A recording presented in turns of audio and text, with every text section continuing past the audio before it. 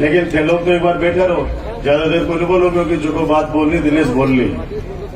बोले बाबा राम सा पीर की, भारत माता की। क्या समझे तो भूख का टाबरन लगनी चाहिए, बिका बावजूद आराम से बैठेंगे। एफडी मेरी एक फिक्स डिपॉजिट है। आज के इस एक बार जगह बटने नहीं है तो माला मोला आ जाओ सारा, आ जाओ माला मोला आ जाओ एक बार। आज के इस शानदार जानदार कार्यक्रम के सम्मानित अध्यक्ष, जिन्होंने सफलतापूर्वक ये दूसरा वर्ष पूर्ण किया है, ऐसे हमारे प्रधान, हमारे छोटे भाई, जिनका जन्मदिन भी है, तो जन्मदिन की ढेरों शुभकामनाएं और आशीर्वाद देते हुए मैं हमारे प्रधान दिनेश हुड्डा जी को आशीर्वाद देता हूं। और आशीर्वाद इस रूप में कि अभी शुरुआत है, बहुत लंबा चलना है, और इतना लंबा चलना है कि जनता, 36 कौम के लोग सतही आशीर्वाद देने के लिए हमेशा तत्पर रहे हैं। ऐसे मैं बाबा राम साहब से प्रार्थना करता हूं। हमारे उप प्रधान इंजीनियर ललिता माहित जोया और उनके साथ सभी मेरे पंचायत समिति के सदस्यगण, सभी सरपंच साहिबान, हमारे जिला परिषद के सदस्यगण, पूरी पंचायत समिति के प्रशासनिक अधिकारी कर्मचारीगण, सबको बहुत बहुत बधाई। मंच पर एडीएम साहब बैठे हैं, हमारे जिला परिषद के सीओ साहब बैठे हैं, वीडियो साहब, हमारे सीएमएचओ साहब। जब मैं इन अधिकारियों का सम्मान कर रहा था तो मंच से हमारे मंच संचालन करने वाले मेरे बड़े भाई पवन जी पारस, हरीश हिंदुस्तानी जी, डॉक्टर राजेश यादव जी, इस त्रिमूर्ति ने बार बार ये कह रहे थे कि देखिए कि नवलगढ़ में अधिकारियों का सम्मान किया जा रहा है, एक कितना अच्छा उदाहरण पेश किया जा रहा है। तो मैं ये कहना चाहता हूं कि ये सम्मान हमने इसलिए किया है कि आपके पास में जिले की जिम्मेदारी है, उस जिम्मेदारी को आप अच्छे से निभाते रहो, इसलिए आपका सम्मान हमने किया है। हमारे तहसीलदार जी का, हमारे यहाँ के जितने भी अधिकारी हैं, क्योंकि काम करता है कोई व्यक्ति तो उसका सम्मान होना चाहिए। मैं आदरणीय माता पिता जी जो पधारे हैं मेरे प्रधान जी के, उनको भी मैं बधाई देना चाहता हूं कि आपके सुपुत्र का जन्मदिन है। और मैं जैसे गाड़ी से उतरी और वो सूट पहरेड़ो देखो जना मुझको दिनेश वो ब्याड़ो सूट आज ले आएगी। तो दिनेश पर बोले बोलो भाई जी बिल गरा भाभी जी ने पूछा दिए बिल तानी देनो है काली सिमाए है। तो सुमन जो मिसेज दिनेश हुड्डा है, श्रीमती सुमन, हमारा बेटा और बेटी दोनों भी यहाँ पे आए हैं, पूरे परिवार, मेरी बहन, उनको भी मैं बधाई देना चाहता हूं। हम सब एक परिवार की तरह हैं। जो मेरे सामने बैठे हैं मेरे पिता तुल्य बुजुर्ग, मेरी माता बहनें, मेरे हरदिल अजीज नौजवान दोस्त, प्यारे बच्चे, पत्रकार साथी, जिनका सम्मान हुआ है उनको बधाई। उन वीरांगनाओं का, शहीद परिवारों के उन सदस्यों का जिन्होंने हमारे इस हिंदुस्तान के लिए अपनी जान की बाजी लगाई, हंसते हंसते अपने प्राणों को न्यौछावर कर दिया। ऐसे शहीदों को नमन करते हुए, क्योंकि वो काली रात, वो काला दिन पुलवामा, शहीद पुलवामा का हम भूल नहीं सकते। किस तरह से हमारे लाडलों को भून दिया गया था, उन डरपोक आतंकवादियों द्वारा छुप के वार किया गया, उन भेड़ियों ने छुप के वार किया हमारे लाडलों पर। अगर माँ का दूध पिया होता, सामने आते हमारे हिंदुस्तान के उनके फौजियों के सामने और फिर ललकारते, पता चलता कि किसका सर घर से अलग पड़ा होता। लेकिन छुप के एक बाबा जी हमारे गुरुजी संत समागम में गा रहे थे कि कभी कभी गादड़ा सु सिंह हार जावे। एक भजन है कि कभी कभी गादड़ा सु सिंह हार जावे, समय को भरोसे को नहीं कद पलटी मार जावे। और उसके दूसरे दिन समय ने पलटी मारी और ढूंढ ढूंढ कर हमारे सैनिकों ने उन आतंकवादियों को जमीन के अंदर गाड़ दिया। ऐसे हमारी शेखावाटी की धरा है। हमारा झुंझुनू जिले की इस मिट्टी के अंदर वो ताकत है। उन माताओं की गोदें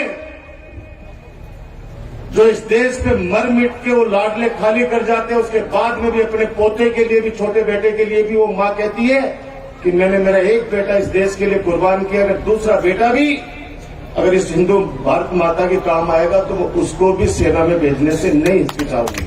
ये इतिहास है हमारा, ये वर्तमान है हमारा। मैं पुनः सैल्यूट करता हूं, भावपूर्ण श्रद्धांजलि अर्पित करता हूं मेरे उन शहीदों को जिन्होंने अपने प्राणों की आहुति दी है। वैसे तो प्रधान जी ये चीजें होती आई हैं। हाँ मेरी माता, अगर मंथरा ने कैकेयी के कान भरे नहीं होते तो भगवान राम को वनवास नहीं होता। अगर दुर्योधन के कान अगर उसके मामा शकुनी ने नहीं भरे होते तो महाभारत भी नहीं होती।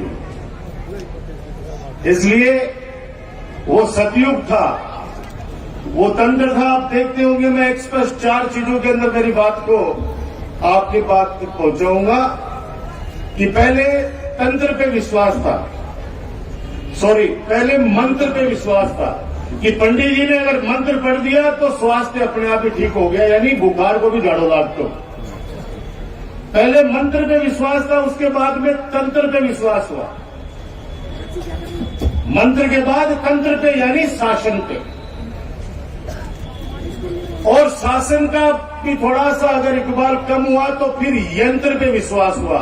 यंत्र बोले तो मोबाइल, मोटरसाइकिल, और आप छाछ बिलोता ना, बिलोने का मां दही छाछ बिलोना पहले हाथ से पूरा पूरा झेलना सु कत्ती देर तक बारे मां मैं तो इस बार तू करता कि बीच के बाद चूटियों की मिल जाए। अब आजकल मशीन हुआ है, अगर लाइट नहीं है इन्हें तो वो साथ पी के बता दीजिए मान जाए मत, अगर लाइट नहीं आई तो यंत्र के ऊपर हो गए हम लोग, मोबाइल के ऊपर हो गए। अगर ऊपर छत पर बैठा रोटी कम पड़ गई तो ऊपर से मोबाइल ले आओगे नीचे, कांदो लेके आ जाए, 2 रोटी ले जाए, ऊपर चाय ले जाए, ऊपर नीचे आने की कोई तकलीफ नहीं करे। सही बात है नहीं है? पहले मंत्र चला, फिर तंत्र चला, फिर यंत्र चला, और अब चल रहा है षड्यंत्र।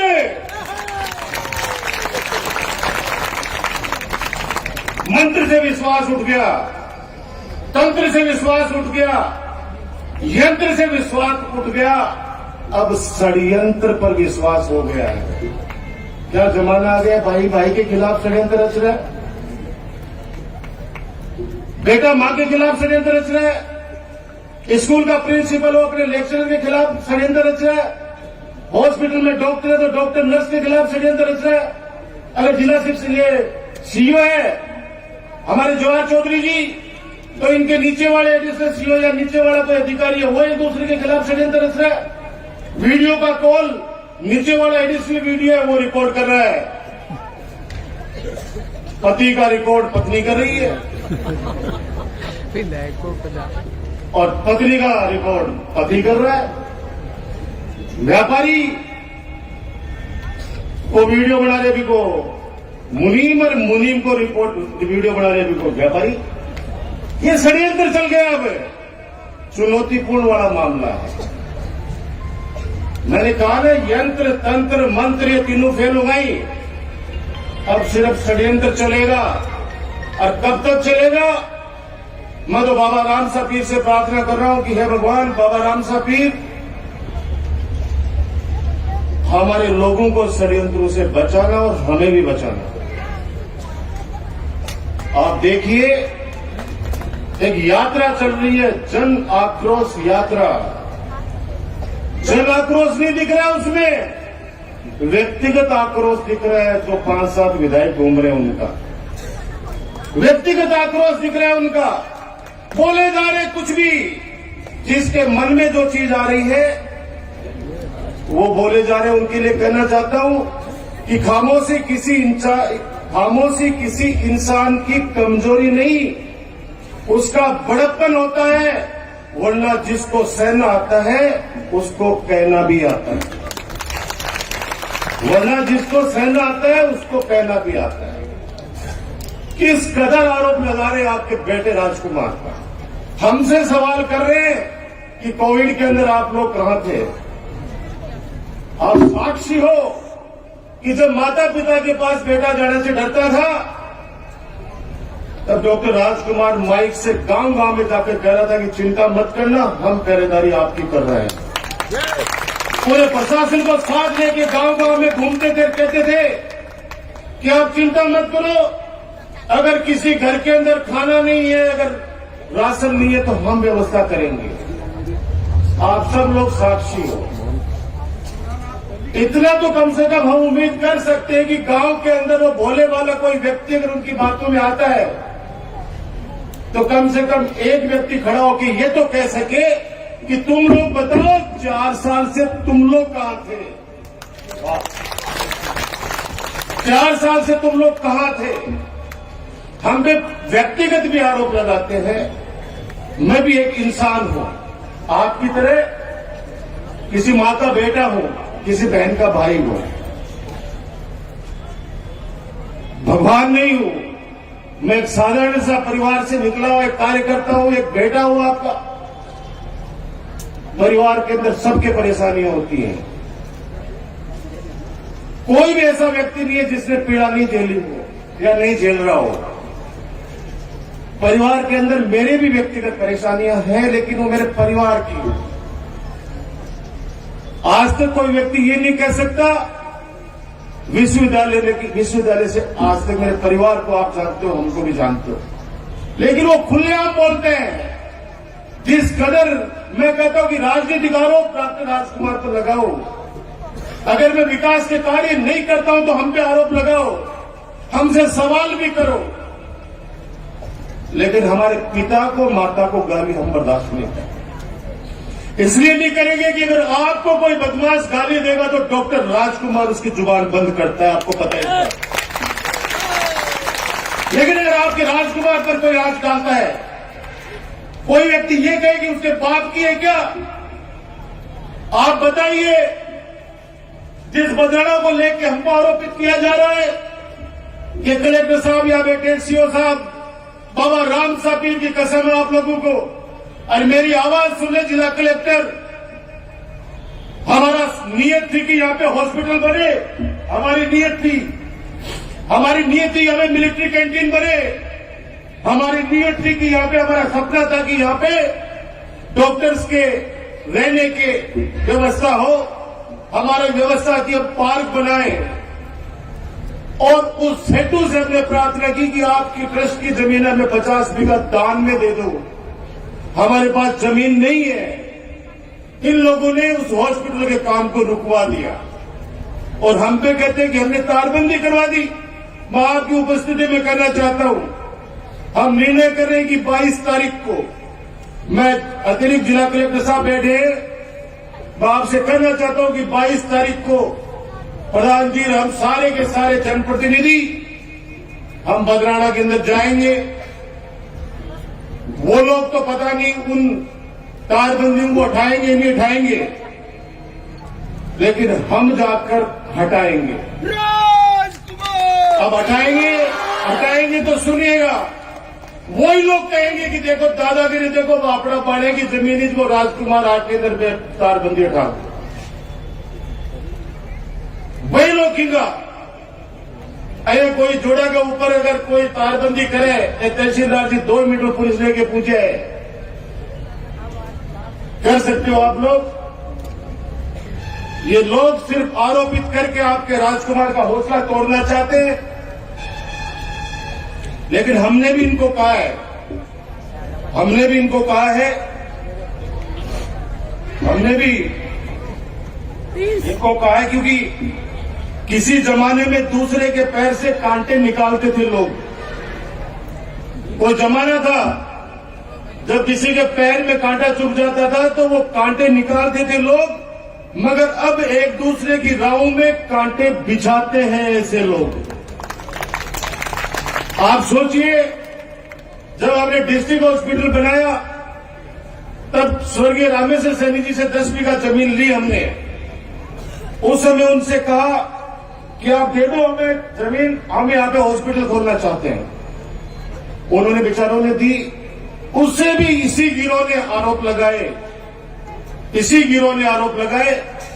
कि वो जमीन के आसपास की सारी जमीनें राजकुमार ने ले रखी है। मैं उनसे घबराया नहीं हूं, आप चिंता मत करो। आप लोगों को सामने जब अपना दिखता है तकलीफ होती है कि क्यों, अगर राजनीतिक आरोप 15 साल में हमने कुछ नहीं किया तो कहां से आ गया डिस्ट्रिक्ट हॉस्पिटल? अगर हमने 15 साल में कुछ नहीं किया तो कहां से आ गई पीजी कॉलेज? 15 साल में कुछ नहीं किया तो कहां से आ गई गर्ल्स कॉलेज? 15 साल में कुछ नहीं किया तो कहां से दो बाबा साहब भीमराव अम्बेडकर छात्रावास आ गए? अगर हमने कुछ नहीं किया तो गांव के अंदर सड़कों का जाल कैसे बिछ गया? अगर हमने कुछ नहीं किया तो हर गांव के अंदर 3 भी सीनियर सेकेंडरी स्कूल कैसे खुल गई? कैसे इतने विज्ञान विषय खुल गए? कैसे इतनी सीएससी पीएससी खुल गई? आप लोगों को तो पता है सबको, तभी तो इस पौधे को जो आपने लगाया उसको जिंदा रखे हो। मैं उनसे कहना चाहता हूं कि ये सवाल अगर एक बार भी ये श्रवण कर रहा था कि हमने निवाई में आज एक सवाल पूछा, वो रख लेके भाग गए। मैं कहना चाहता हूं, मेरी मां बोली सुबह मुझे कि भैया मैं क्यों भी बोला, मैं खोएरा ही बात सामने तुम मत बोलते। नौलगढ़ की जनता का बहुत चाह है, मैं तो अच्छा हुआ कि मैं तू बागा बराबर हूं, जाए तो मैं नेता बन जाए। मैंने कहा मां, अगर गांव के अंदर कोई अगर मेरे पे पत्थर मार देगा तो फिर आप लोगों की सोचो क्या करेगा? कोई एक भय तो होता है।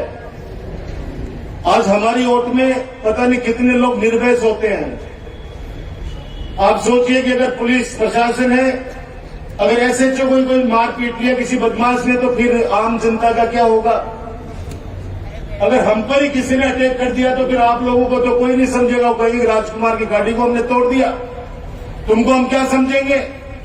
लेकिन उन लोगों का इलाज मेरे पास है, मुझे करना आता है। मैं तो उन बातों की कर रहा हूं जो माता पिता पे लेके वो गलत आरोप जिस तरह से करके, और ये बदराना को लेके अब ये सीमेंट वाले बैठे, प्रफुल्ल जी, सीमेंट प्लांट आया, 12 साल तक मैं इनके खिलाफ रहा और हमने कहा कि कोई भी किसान की जबरदस्ती जमीन नहीं लेने देंगे। कई जमीनें बिकी, सब कुछ बिकी, किसान आए, हमने जो भी वारमतें कहता हूं कि चलो श्री सीमेंट के प्लांट के अंदर हमने सहमति जता दी कि भाई ठीक है, विकास होना चाहिए, लगा दो। अरे 4 प्लांट और आ रहे, उनको रोक लो। 4 प्लांट और फैक्ट्रियां 4 लगने वाली है। ये श्री सीमेंट की बुराई तो मेरे पे डाल दो। मैं उनको कहना चाहता हूं तथाकथित स्वयंभू नेताओं से कि चलो श्री सीमेंट तो हमने लगवा ली, अब जो 4 प्लांट और आ रहे हैं उनको रुकवा दो। खिरोड़ के अंदर जोड़ की जमीन को सुप्रीम कोर्ट ने अल्ट्राटेक सीमेंट को अलॉट कर दिया। अगर मैं कहूं एसडीएम को, मैं कहूं कलेक्टर साहब को कि आप इसको अलॉट कर दो जोड़ की जमीन को, ये नहीं कर सकते। ये कहेंगे अब्दुल रहमान का प्रकरण, हम नहीं कर सकते। लेकिन अल्ट्राटेक सीमेंट जो व्यक्तिगत किसी व्यक्ति को लाभ पहुंचाने वाली है, उसको 250 बीघे का जोड़ खिरोड़ के अंदर, मैं कहना चाहता हूं खिरोड़ वाले नेता से कि तो पहले बटे तो कर ले, जो करना जो मारे पहले छोड़। सूरज की तरफ थूकने से कभी भी सूरज गंदा नहीं होता, समय पलटेगा, थूक उस पर आके गिरेगा। मेरी प्रार्थना आप लोगों से, मैं आज इस कार्यक्रम के अंदर टोंक सीधरी से आ रहे थे कुछ लोग हमारे ही सम्मिलित होने के लिए इस खुशियों में। दुर्भाग्य से दुर्घटना हो गई, बस अब इस कार्यक्रम के बाद भी मैं प्रधान जी हम सब लोग मिलने जाएंगे। चेयरमैन साहब, सोहेल जी, मनीष जी, कलाजी भाई साहब, हम सब लोग मिलने जाएंगे। वैसे ठीक है, फ्रैक्चर हुए हैं, लेकिन भगवान का आशीर्वाद है कि वैसे ठीक हैं वो लोग। मिनी सचिवालय की बधाई प्रधान जी को, आप सबको। मैंने सपना दिखाया था मिनी सचिवालय का आप लोगों को। मैंने कहा था कि मिनी सचिवालय बनाऊंगा। उसका मतलब यही है, एसडीएम बैठेंगे, तहसीलदार बैठेंगे और आप लोगों के लिए भी अलग से बैठने की अच्छी व्यवस्था कर रहा हूं। एयर कंडीशन ऐसी लगेगा। यहां मां अधिकारी बैठे वो देश में बैठे है, लेकिन जनता बारे बैठी बैठी तावड़ा का मां परेशान हुए। तो बात लिए बहुत बढ़िया वेटिंग एरिया बना रहे हैं। और फिर हमारे कैंटीन की ऐसा कैंटीन की व्यवस्था भी हम कर रहे हैं हम। और बड़ो बंसी को अभी पोस्ट का दिखाशा अभी वो काम शायद 2-3 महीना का मैं चालू भी कर देशा और साल भर का मैं कार्य सेवा में समर्पित भी कर देशा। भी मैं ज्यादातर ऑफिस एक ही छत के नीचे है, कठिन भी जाने की आवश्यकता को नहीं। बड़े ही बड़ा हॉल बन सी जगह का मैं आराम से लोग बाग मीटिंग भी ले सके। श्री सीमेंट वाले आज सिलाई मशीन दे रहे हैं, अभी 300 दी है। चिंता मत करना, जितने भी मेरे आंगनबाड़ी मेरी बहनें हैं, आप लोग और नाम भी हो तो आप ले लीजिएगा जो वास्तव में आपको लगता हो। जैसे प्रधान दिनेश ने कहा कि अगर लगता हो कि ये जरूरतमंद है, इसको सिलाई की मशीन और चाहिए, आप चिंता मत करना। 300 की जगह अगर आवश्यकता पड़ेगी 3000 परिवारों को बांटनी हो, वो भी बांटेंगे। इसलिए मैं श्री सीमेंट का धन्यवाद ज्ञापित करना चाहता हूं। एक युवा साथियों के लिए कहना चाहता हूं कि नवलगढ़ कप हम लोग कराने जा रहे हैं। उस नवलगढ़ कप के अंदर भी श्री सीमेंट ने काफी सपोर्ट किया है। बच्चों को हम लोग ट्रैक सूट दे रहे हैं। हमारा टारगेट है 15,000 बच्चों के लिए, उनको टी शर्ट और ट्रैक सूट। और उद्घाटन जिस दिन होगा उस दिन अंतर्राष्ट्रीय प्लेयर वीरेंद्र सहवाग, युवराज सिंह, इरफान पठान जैसे दिग्गज खिलाड़ी नवलगढ़ की धरा पे आएंगे। जैसे पहले अजय जडेजा आए थे, पहले चेतन शर्मा आए थे, रोहित जालानी आए थे, मोहम्मद असलम आए थे, वैसे ही हमारे वो भी आएंगे खिलाड़ी जो प्लेयर्स हैं, ताकि बच्चे मोटिवेट हो सके। एक मेरे पास में और एक रिक्वेस्ट लेटर आया है नवलगढ़ ब्लॉक के समस्त पीईओ एवं यूसीईओ विद्यालयों में टेबल टेनिस देने हेतु मैं इसकी सहमति प्रकट करता हूं। मुझे कहा गया है कि 10 लाख रुपए का इसका बजट है टेबल टेनिस की, तो 10 लाख रुपए बच्चों के खेलने के लिए टेबल टेनिस हर जो स्कूल में लगेगी उसके लिए मैं सहमति प्रदान करता हूं। और रजिस्ट्रेशन मुझे लगता है कि 2-4 दिन में हम लोग शुरू कर देंगे। मात्र 500 रुपए रजिस्ट्रेशन फीस रखी है। वो इसलिए रखी है कि बच्चे थोड़ा सा सीरियस रहे, वरना तो ये सोचेंगे कि ठीक है ट्रैक सूट मिल जाए भी कब तुम्हें मान के करना है। मैं चाहता हूं गंभीरता भी थोड़ी बनी रहे कि उसके जेब से अगर 50 रुपए, हालांकि वो 200 रुपया डेली रिचार्ज करना खर्च करे, वो 200 रुपये को रिचार्ज कराओ वो, लेकिन फिर भी 500 रुपये एक टीम का रजिस्ट्रेशन रखा है। कहां का रजिस्ट्रेशन होगा वो प्रधान जी और राज्यपाल जी दोनों प्रेस कॉन्फ्रेंस करके, चेयरमैन जी, हमारे दोनों चेयरमैन जी, सारे कार्यकर्ता मिलकर आपके सामने उनको सोशल मीडिया पे व्हाट्सएप के जरिए आपके पास भिजवा देंगे। तो एक बड़ा टूर्नामेंट मैं तो चाहता हूं कि 1000 टीमों का टूर्नामेंट और 50 ग्राउंड्स पे करेंगे। गांव से होती भी वो गंगा शहर में आके रुकेगी। बड़ा आयोजन होगा, अच्छी इनाम राशि भी रखी है, ताकि अगर उनमें से हजारों बच्चों में से कोई बच्चा, जैसे आज हमारे खिरोड़ का बच्चा शायद फुटबॉल में ये कबड्डी में, शायद कबड्डी में उसका सिलेक्शन हुआ है स्टेट में। और ये हमारी जो गौरवी है, ये राष्ट्रीय प्लेयर है। ये गौरवी दिनेश की सुपुत्री जो हमारी गौरवी खड़े होकर हाथ जोड़ो सबको। आज मेरी बिटिया गायत्री और युवराज नहीं आ पाए, वो भी आज इनका प्लान था कि हम सब साथ चलेंगे, लेकिन अगली बार वो सब लोग साथ आएंगे, सब आप लोगों को प्रणाम करेंगे। मैं आप सबका आशीर्वाद बना रहे ये प्रार्थना करता हुआ, और मैं इतना ही कहना चाहता हूं कि थोड़ा सा आप लोग मजबूती से ऐसे लोग जो वाणी में, हालांकि मेरे पिताजी कहते हैं कि बेटा बोलने में गरीबी मत रखिए, जवाब वो जिस भाषा में चाहते हैं हम उस भाषा में देने में सक्षम है, आप सब लोग जानते हो। और जो षड्यंत्र की बात करी, पिछले चुनाव में आपने देखा 2018 के चुनाव में इससे गंदा षड्यंत्र कोई नहीं कर सकता। और ये ऐसे लोग हैं, उनकी पारिवारिक स्थिति में देख लेना, ये जो पांचों छह घूम रहे हैं, गांव के अंदर भी उनकी प्रतिष्ठा पता कर लेना, और घर के अंदर क्या हुए मैं बता रहा हूं ना कि वो जिस भाषा का हमें मजबूर करना चाहते हम उस पर नहीं जाना चाहते। भगवान देख रहा है और ये जनता जनार्दन भगवान रूपी है, ये देखना चाहती है। लेकिन मैं इतना करना चाहता हूं दिनेश कि आपने 2-3 बातें जो कही उसका सार ये है, कभी किसी ऐसे पेड़ पर किसी बच्चे को पत्थर मारते हुए देखा है जिस पेड़ पे कोई फल नहीं लगे हों? पत्थर भी उसी पेड़ पे मारा जाता है जिस पे फल लगे हों।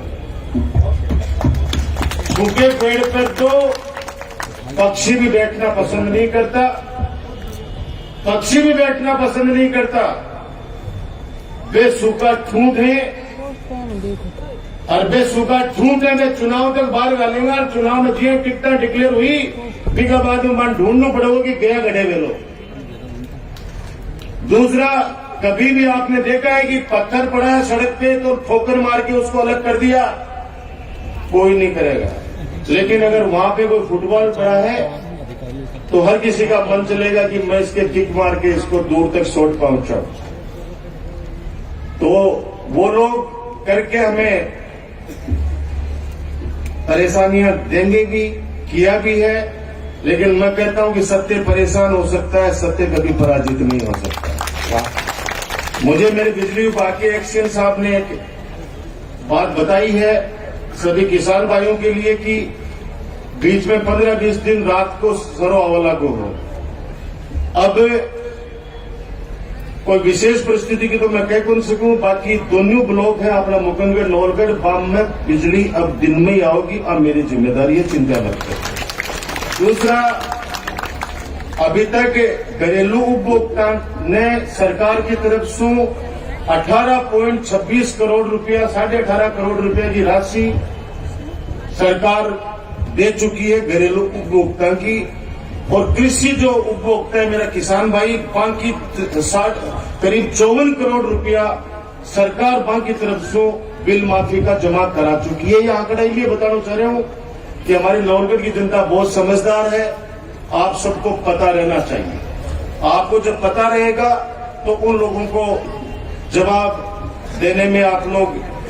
अभी डॉक्टर राजेश यादव जी ने कहा कि पॉली क्लिनिक का बजट स्वीकृत हो गया है, लगभग 2-2.5 करोड़ रुपए की लागत से जो बेजुबान हमारे पशु पक्षी हैं उनका 7.5 करोड़ रुपए की स्वीकृति आ गई है। 7.5 करोड़ रुपए। मैं कल गया था हमारे डिस्ट्रिक्ट हॉस्पिटल में, डॉक्टर सुरेश भास्कर आए हैं क्या? डॉक्टर सुरेश भास्कर आए हैं। मैंने इनसे पूछा तो डॉक्टर माया सैनी जो गायनकोलॉजिस्ट है, doctor Maya Saini, doctor Poonam and doctor Neha, उन तीनों ने मुझे कहा कि भाई साहब हमारे यहाँ पे गायनिक वार्ड की जगह कम पड़ रही है, जब वहां इतनी डिलीवरी हो रही है। आप सोचिए, कल सोनोग्राफी मशीन चालू कर दी है, खुशखबरी देना चाह रहा हूं आपको, सोनोग्राफी मशीन चालू हो गई है। और सीटी स्कैन की मशीन भी आप लोगों के आशीर्वाद से 2-4 महीने के अंदर उसको भी मैं आपकी लाकर सेवा में समर्पित कर दूंगा, सीटी स्कैन की मशीन को भी। मैं चाहता था कि डॉक्टर्स के अलग चैम्बर बने, हमारे डॉक्टर्स के रेजिडेंस बने, रात को रात्रि बाजार लगे जहां पे परिवार सहित आप लोग जाकर वहां पे बच्चे एंजॉय कर सके। ये सारा सपना मैंने चौधरी बद्री प्रसाद ट्रस्ट वाली जमीन में देख रखा है। और मैंने कहा ना आपको, हम कोई भी ऐसा काम नहीं करेंगे जिससे आपका सर झुके। हम वही काम करेंगे जिससे आपका सर हमेशा ऊंचा रहे। वही काम करेंगे हम हमेशा। ये लोग इस नवलगढ़ को नजर लगाना चाहते हैं, लेकिन मुझे पता है कि जिसका बाबा रामसा पीर से सीधा संपर्क हो, उन्होंने भी कोशिश की बाबा रामसा पीर से सीधा संपर्क करने की, लेकिन उनसे गलती ये हो गई कि जो अन्याय का रास्ता उन्होंने चुना वो बाबा रामसा पीर के बाहर से ही चुना। उनको ये नहीं पता कि पीछे जो बैठा है नीले छतरी वाला, वो राजकुमार का रक्षक है। आगे जो जनता है 36 कौम की, वो ढाल बनकर इन आवारा पशुओं से राजकुमार की रक्षा करती है। ये उनको नहीं पता था। वरना तो जिस प्रकार से आप लोगों का हमारा सीधा संपर्क है, बीच में कोई दलाल नहीं है। ये जब दिनेश कह रहा था कि हमारे पंचायत समिति में किसी का इंटरवेंट कोई नहीं करता, इंटरफेरेंस हम नहीं करते, कोई नहीं करता, लेकिन नजर रखते हैं। नजर इसलिए रखते हैं कि सही काम चलता रहे, और अनुभव हमारा उन नजरों से हम शेयर करते हैं कि हमारा अनुभव ये, इस काम को अगर हम इस तरह से करेंगे तो ऐसा काम हो जाए। ये बात कहते हुए आप सब लोग पधारे इस जलसे में, सब अपने मन से आए, लेकिन आप कल से देखना कहेंगे कि ये सरकारी प्रोग्राम था, सबको जबरदस्ती ले गए। उनको नहीं पता कि यहाँ पे परिवार के हिसाब से सब लोग आए हैं, आपस में मिलने की कोशिश करते हैं सारे लोग, कि मिलते रहे हम लोग एक दूसरे से। ये आशीर्वाद बनाए रखना। अंतिम ये 4 लाइन बोल के मैं मेरी वाणी को विराम देता हूं। ये जो लोग हौसला तोड़ने की बात करते हैं, ये मैसेज उन तक पहुंचना चाहिए कि हम पैर जमीन पर, हमें घमंडी बता रहे हैं, आपके राजकुमार को कहते हैं घमंडी है ये। अरे छोटो से टाबर ही मारे तो हाथ पड़ के मन गाड़ी से उतार ले। और काल परसों गांव के बाद माता जी आके मन बोले तो पहले नीचे उतर रखना। मैं डर गो, मेरे को कोई गलती तो कोई नहीं होगी, बोले तो चुपचाप नीचा एक बार रखना। मन साइड में ले जाए के बोले भैया राजकुमार गया है बच्ची को देख लीजिए। तो वो मन तो बटे कहते था, बोले संघ के सामने शर्म आओ। अब सोचो दे कि मेरे पर अतो विश्वास हो कि मेरे हाथ पकड़ के बाहर लेकर कान में बोली कि भैया पोती को गया है तो तू देख लीजिए मामला। तो समझ गया, उसे देख लीजिए। अब मैं मेरे मन कहते गाड़ी में पतो नहीं ऊपर आती बैठा, जो पतो को नहीं ठीक हो लगे सबके सामने।